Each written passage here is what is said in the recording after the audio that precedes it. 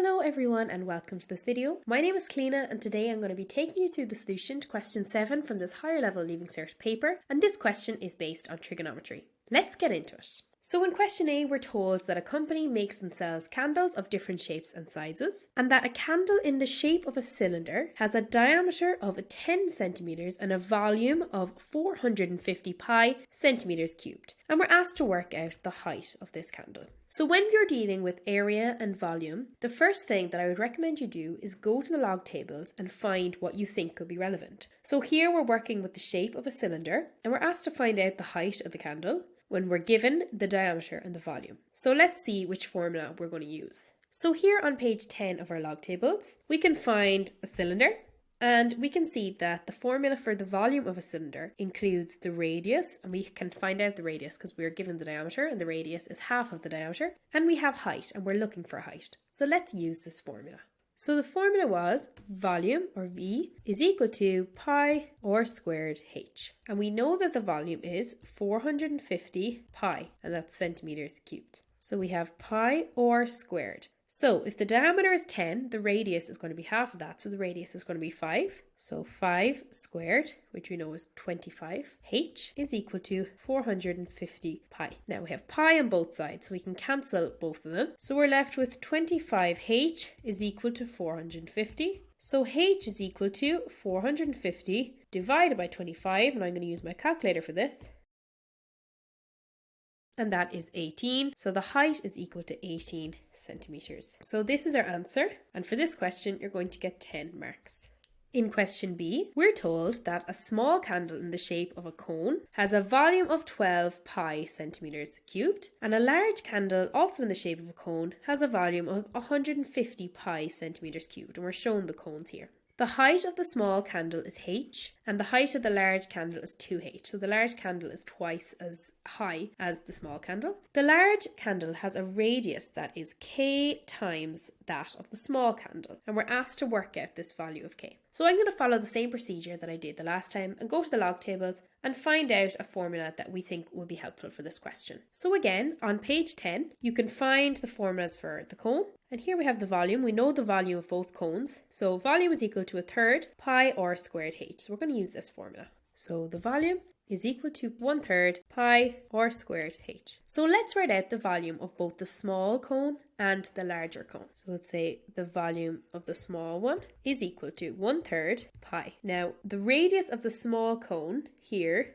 is just r, okay? So we're just going to call it r. So r squared, and then the height of the small cone is also just h, r squared h. We can let that equal to 12 pi centimeters cubed. And the volume of the large cone is equal to 1/3 pi. Now the radius of the larger cone, we're told, is k times that of the small candle. So I'm going to write the radius as k r squared, and the height is twice the height of the small candle, so it's 2h, and that's equal to 150 pi centimeters cubed. So we're looking for the value of k. So we're going to be dealing with the large volume equation, which is this one here. So let's manipulate the small volume equation here, okay? And let's work out what r squared h is. So r squared h is going to be 12 pi divided by 1/3 pi.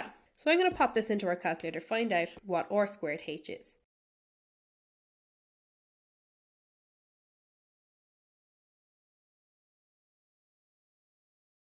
And that is 36. So now let's rewrite our equation for the large cone, and let's fill in what we can with what we've just worked out. So the volume of the large cone is equal to 1/3 pi k squared r squared, okay, I'm just squaring out this bracket here, 2h is equal to 150 pi. So now I'm going to move this over to the right hand side and rewrite this here. And I'm going to move this 2 over as well, and I can divide that underneath like so. So I'm left with k squared r squared h is equal to 150 pi divided by this 2 multiplied by 1/3 pi. So k squared r squared h is equal to, and I'm going to work this out in my calculator, 150 pi divided by 2 times 1/3 pi. And that is 225. Now we know that r squared h is actually equal to 36. So we can replace that with 36. So we're left with k squared by 36 is equal to 225. So k squared is equal to 225 divided by 36, and that is 6.25. So to find k, we're going to find the square root of both sides. The square root of k squared is k, and the square root of 6.25, I'm going to work it now on my calculator, and that is 2.5. So we found the answer of k to be 2.5.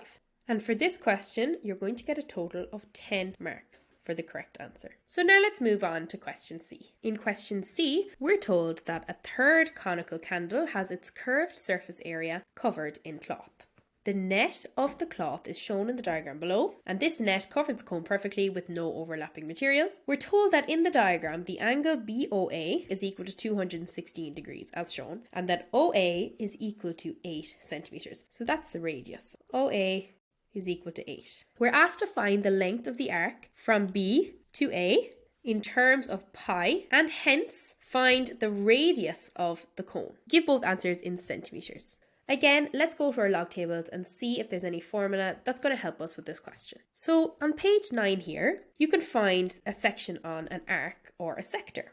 And this here is going to be the formula that we're going to use. So that is when theta is in degrees. So theta is in degrees for us, and we know it's 216 degrees. So the length of the arc, okay, from A to B in our question is equal to 2 pi r theta, which is 216 over 360.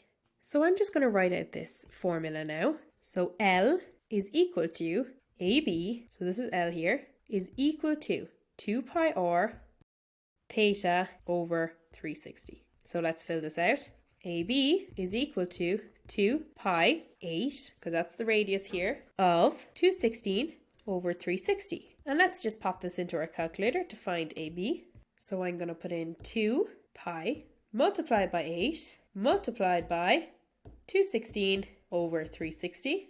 And that gives us an answer of 48 over 5 pi. And that is in centimeters.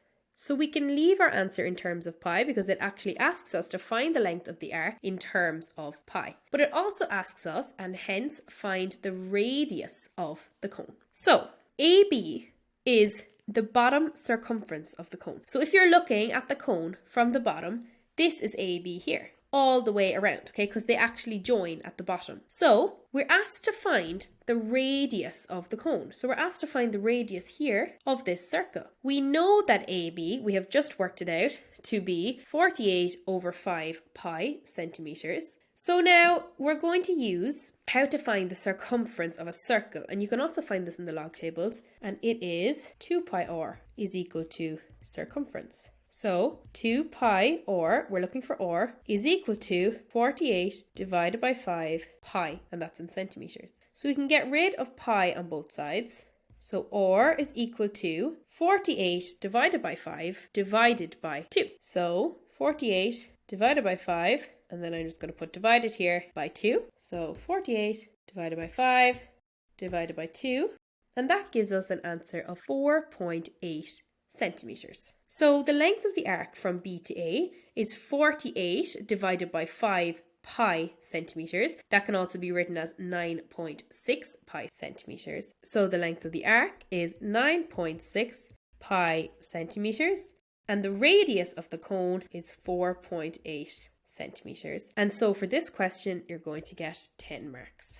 So now let's get started with question D. And question D has two parts. The first part, we're told that a spherical ball of wax is used as a candle. We're told that the radius of the sphere is 2.7 centimeters, and we're asked to find the volume, correct to 3 decimal places. So again, let's go to the log tables and see what formula we can use to help us with this question. We're dealing with the sphere, and we're asked to find the volume of the sphere. So the most appropriate formula to use here is the formula for the volume of a sphere. So here on page 10, you can find the sphere, and the volume of a sphere formula is the volume is equal to 4 over 3 pi r cubed. So I'm just going to write that down here. The volume is equal to 4 over 3 pi r cubed. So we have the radius. We know the radius is 2.7 centimeters. So all we need to do now is fill out this formula. So V is equal to 4 over 3 pi 2.7 cubed. So let's just put this into our calculator.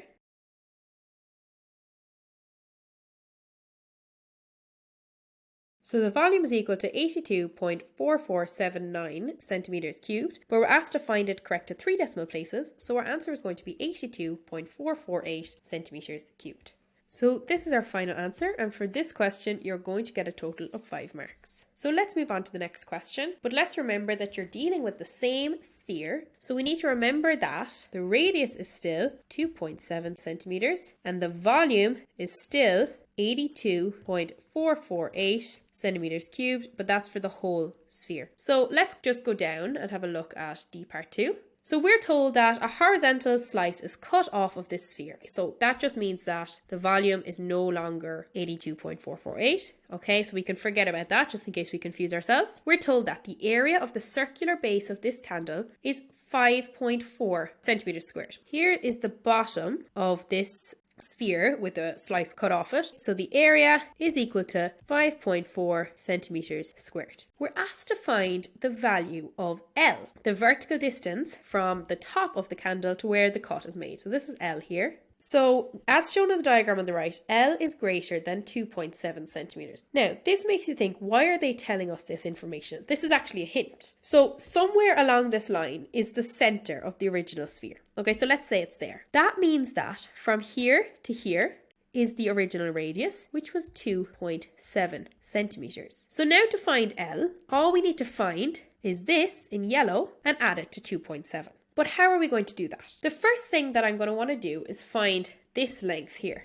And how are we going to find that? We'll find that this length is actually the same as the radius of the bottom circle. Okay, so here's the bottom circle, and that radius is the same length as this here in pink, okay, if you can visualize that. So let's find the radius of this. So the formula for the area of a circle is equal to, area is equal to pi r squared. We know what the area is. The area is 5.4 centimeters. So that's equal to pi r squared. So r squared is equal to 5.4 divided by pi. I just swapped those over there. So then r is equal to the square root of 5.4 divided by pi. Let's put this into our calculator.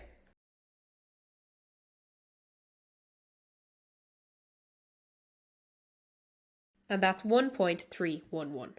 So this here, this length is 1.311. So now how are we going to find this length in yellow? And we're going to use that by using Pythagoras. So as we said here, we're going to envision this as the center of the sphere. So that means that this out to the circumference is also the original radius. So it's the same length as this here. So it's 2.7 centimeters. So now we can find this yellow length that we've been looking for. So we have, and I'm going to draw this triangle again. So this is a right angle. This is 1.311. This is 2.7. And let's call this x. So we're looking for x. So this here is the hypotenuse. So we have 2.7 squared. It's going to be equal to x squared plus 1.311 squared. So let's leave x squared on its own. So x squared is equal to 2.7 squared over here. We're going to move this over to the other side, so it's going to become negative 1.311 squared. So let's just work out the right-hand side here using our calculators. So that's 2.7 squared minus 1.311 squared. And that gives us 5.571279. Let's write out as much of it as we possibly can. So 5.571279. So x squared is equal to that. So x is going to be equal to the square root of 5.571279. And let's work this out using our calculator. And that's 2.36. So now what we need to do is we need to add 2.36 to our original radius. So this x here is in yellow, and that's 2.36. So to find the total length of L, we need to add them both together, 2.7 and 2.36. So L is equal to 2.7 centimeters plus 2.36 centimeters, and that is equal to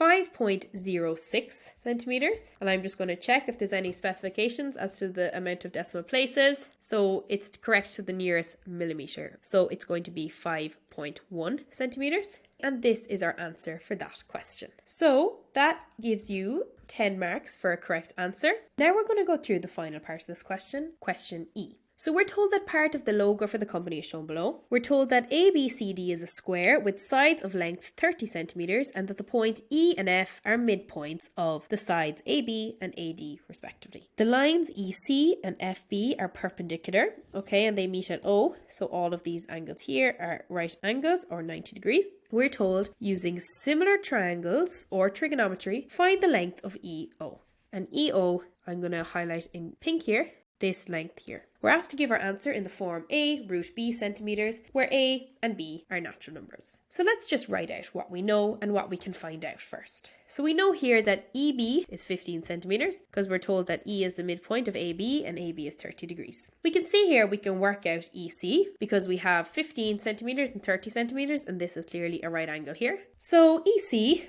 squared is equal to 15 squared plus 30 squared. So EC is equal to the square root of 15 squared plus 30 squared. Now I'm going to pop that into the calculator. And we end up with an answer of 15 root 5. So I'm just going to put that into the calculator there as well.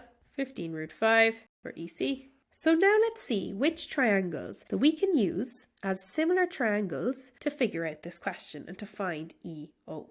So we obviously need to use a triangle with EO in it. So the first triangle that we want to use is this triangle here, which is EBO. Now, this triangle is similar to the triangle EBC, and I'm going to prove that now as well. So we're going to use the triangles EOB and EBC. So I'm just going to write that down for myself first.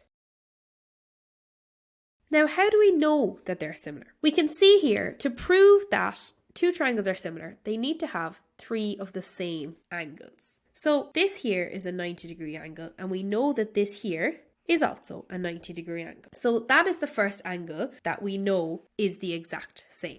So now we need to find a second angle, which we can prove is the exact same. So this angle here, which I'm going to put in yellow, is the same as this angle down here because they're alternate angles. Now you're asking, how does this help us? So if this angle is the same as this angle must also be the same as this angle here. And that is because this is going from the corner here to the midpoint, and this is also going from the corner here to the midpoint over here in a square. So they are the same. And if these yellow dots are the same, that must also mean that this must be the same as this. So that brings us right back. So this purple angle here is the same as this purple angle here, because this whole angle must be 90 degrees and this whole angle must be 90 degrees. Now we've proved that they both have a 90-degree angle and they both have this purple angle in common. So this purple angle is the same as this purple angle. So that must mean that the third angle in both triangles, which I'm going to put in pink now, must also be the same. So they are similar triangles. So now let's draw them and use their corresponding sides to find EO. So I'm going to draw them both with their right angle on the left. So the first one I'm going to draw is the small one in the picture. So the angle is at O, and then you have E up here and B. Now I'm going to draw the larger triangle. So this one first, the smaller one, we've kind of had to flip it a bit. As you can see, it doesn't look quite like it does in the diagram, but it's the same triangle, okay? And the larger one, we can literally just take straight out of the diagram. That's B, E, C. So now let's write in the lengths that we know. We know what EB is. We know that EB is going to be 15 centimeters. You can see that in the diagram up here. EB is 15 centimeters. We know that EC is 15 root 5, and we've worked that out here. EC is equal to 15 root 5. Now, we're looking for EO, so we need to know what EB is to work that out, and we know what EB is. EB is 15 centimeters. We can write this as a ratio to find out EO. So in this triangle, EO over EB is equal to, in this triangle, EB, which is a corresponding side, over EC, which is a corresponding side to EB. So let's fill this out. So EO, we don't know, over EB, which is 15, is equal to EB, which is 15, all over EC, which is 15 root 5. So now let's cross multiply. So EO by 15 root 5 is equal to 15 multiplied by 15. So EO is going to be equal to 15 by 15 divided by 15 root 5. And let's put this into the calculator.